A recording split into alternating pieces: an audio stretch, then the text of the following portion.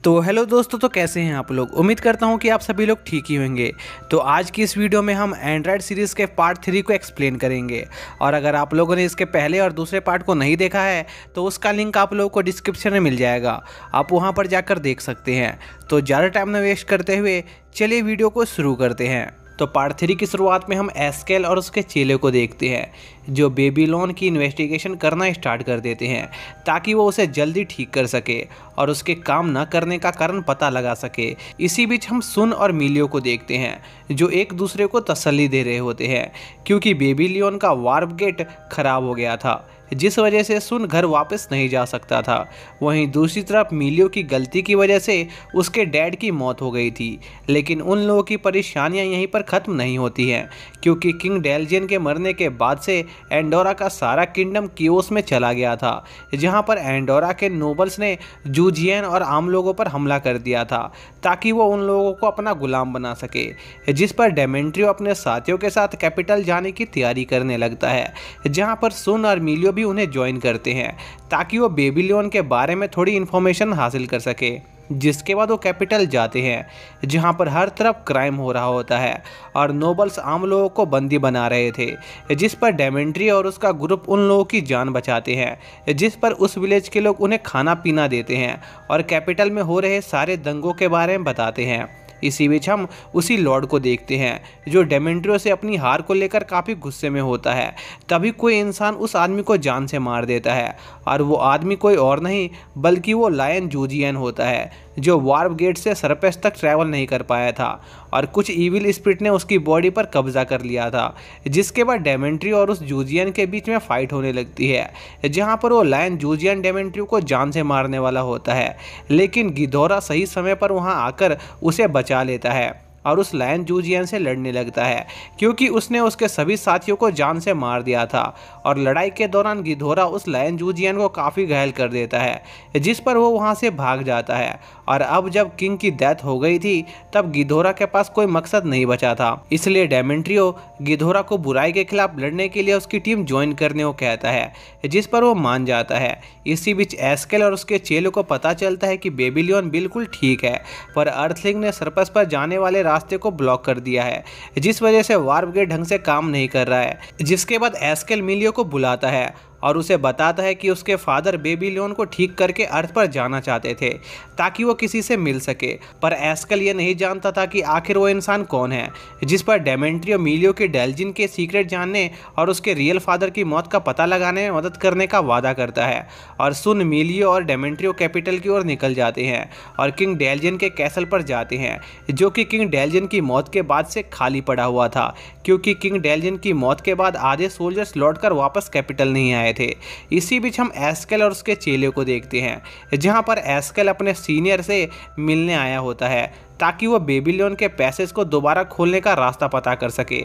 इसी बीच एस्केल का सीनियर उन्हें बताता है कि कैपिटल पर कुछ अजीब से क्रिएचर ने अटैक कर दिया है। इसी बीच हम मिलियो को देखते हैं जो अपनी रॉयल आर्मी और डेमेंट्रियो के साथियों के साथ मिलकर उन मॉन्स्टर का सामना कर रहा होता है और हमें पता चलता है कि उन मॉन्स्टर के यहाँ आने का कारण वो लायन जूजियन था जो हाफ मॉन्स्टर बन गया था। जिस पर वो लोग उस जूजियन से लड़ने लगते हैं जहाँ पर वो लोग लड़ाई के दौरान उस लायन जूजियन को बहुत घायल कर देते हैं जिस पर वो वहाँ से भाग जाता है और उसके वहाँ से जाते ही वो मॉन्स्टर भी वहां से गायब हो जाते हैं। जिस पर डेमेंट्रियो उस जूजियन को हमेशा के लिए मारने का फैसला करता है जिस पर गिधोरा और डेमेंट्रियो के कई सारे साथी उस जूजियन को मारने उसके पीछे निकल जाते हैं। इसी बीच एस्केल और उसके चेले को एक खतरनाक बात पता चलती है कि एंडोरा के वार्प पार्टिकल्स की गिरावट में और ज़्यादा तेजी आ गई है और अगर ऐसा चलता रहा तो जल्द ही एंडोरा तबाह हो जाएगा। इसलिए वो दोनों इसकी जड़ का पता लगाने में जुट जाते हैं। इसी बीच मिलियो और सुन उसी जगह जाते हैं जहां पर सुन पहली बार अपीयर हुआ था लेकिन वहां वो दोनों गलती से एक खाई में गिर जाते हैं जहां पर उन्हें फार्मा नाम का एक प्रिजनर मिलता है जो कि पिछले किंग की यूनिट का लीडर था और उसे प्रिजन में इसलिए बंद कर दिया गया था क्योंकि मिलियो के फादर अल्जराम और किंग डेलजियन एक साइंटिस्ट की चाल में फंस गए थे जो अर्थ से आया था। और जब फार्मा को यह बात पता चलती है कि सुन भी अर्थ से है तो वो सुन पर अटैक कर देता है लेकिन तभी सुन की बॉडी से एक ब्लू स्टोन निकलता है जो सुन और मिलियो को अर्थ पर टेलीपोर्ट कर देता है। और अर्थ पर पहुंचने के बाद सुन मिलियो को अपने घर पर ले जाता है, जहां पर सुन की मॉम उन दोनों का स्वागत करती है। जिसके बाद सुन मिलियो को अपने डैड की लैब पर ले जाता है और उन्हें सारी बात बताता है ताकि सुन के डैड मिलियो को वापस एंडोरा भेजने का कोई तरीका ढूंढ सके। लेकिन इस बातचीत के दौरान ही मिलियो को एक फ्लैशबैक दिखाई देता है, जहां पर उसे पता चलता है कि सुन के डैड ही वो आदमी थे जिसने एडवांस टेक्नोलॉजी का लालच देकर किंग डेल्जियन और मिलियो के डैड को धोखा दिया था। और इसी के साथ हमें यह भी पता चलता है कि असल में सुन किंग डेल्जियन का बेटा है, जिससे एसंगा ने बचपन में किडनैप कर लिया था क्योंकि उसकी वाइफ के बच्चे की डेथ हो गई थी। और यह जानकर सुन और मिलियो दोनों काफ़ी शॉक होते हैं और उन्हें यह बात भी समझ आ जाती है कि आखिर किंग डेल्जियन अर्थ पर ट्रैवल करने की कोशिश क्यों कर रहे थे।